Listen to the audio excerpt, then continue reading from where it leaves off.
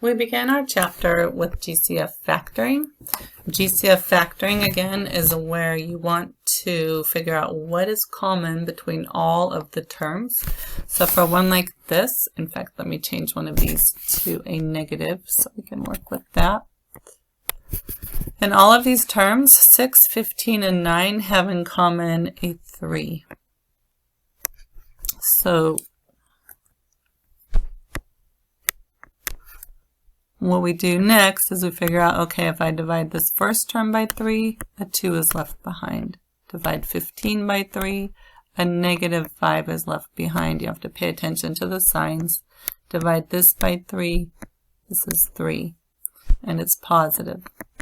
Then we look at the letters.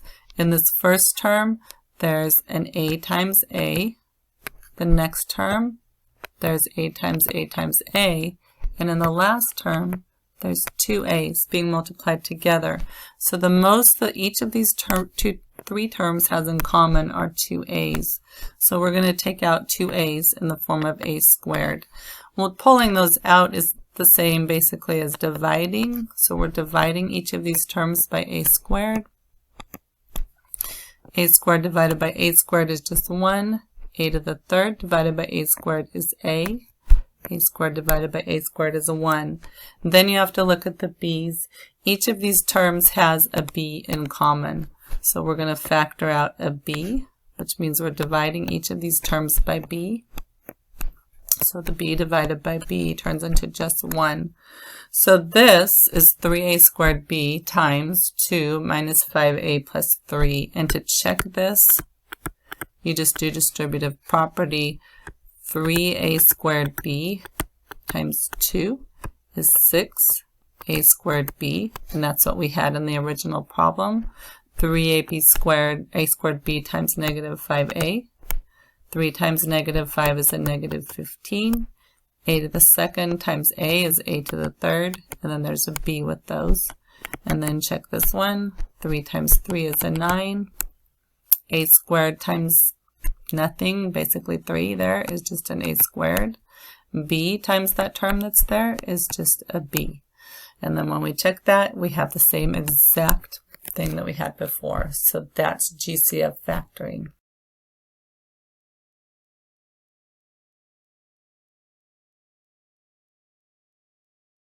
This is factoring and solving review, short videos to help you with each one.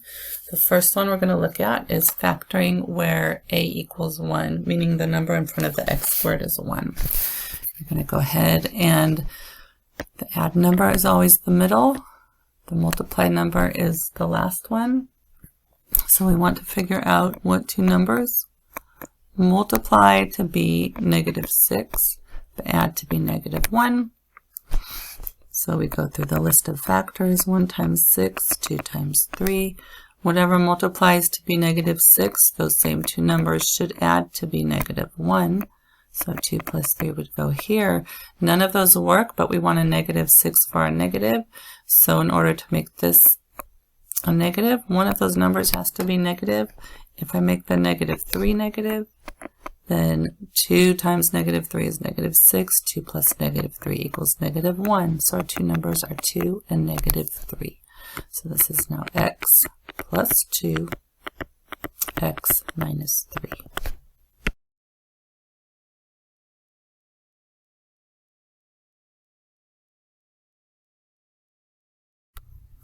So this one is factoring again. It's a trinomial, but this time the number in front of the x squared is not 1.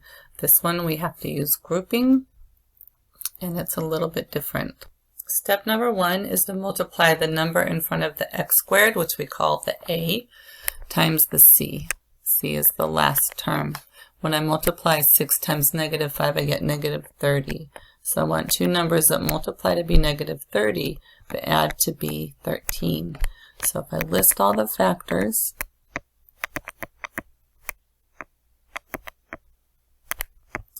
and I forgot 3 times 10, and if I put those together in here and look and see which ones multiply to be negative 30, so one of these needs to be negative, one of them positive. The two numbers that multiply to be negative 30 but add to be 13, would be a -2 and a +15. So that equals a +13. So our two numbers that we're after on this one are -2 and 13. So what we do with that is the next step. I'm going to use these two numbers to split 13 into two terms, -2x and a +15x. 6x squared comes down, and -5 comes down. Nothing has changed except that I've split 13x into -2x and 15. The next step is to group. What do I group? I group the first two terms and the next two terms. Step number 4 is grouping factor. So I take each of these groups, I figure out what's in common for this first group. What's in common is a 2x. If I divide this by 2x and divide this by 2x, I end up with 3x minus 1. For the second parentheses, they both have 5. Both terms have a 5 in common. So that leaves behind, if I take out the 5, it leaves behind a 3x and a minus 1. And you should always double check that you did your grouping correctly by distributing the number outside of the parentheses and making sure that you get the same thing on the line above. Then from here, the two parentheses have the common factor for this expression. So take out the common factor, and what's left behind goes in its own parentheses. So that's factoring where a does not equal 1.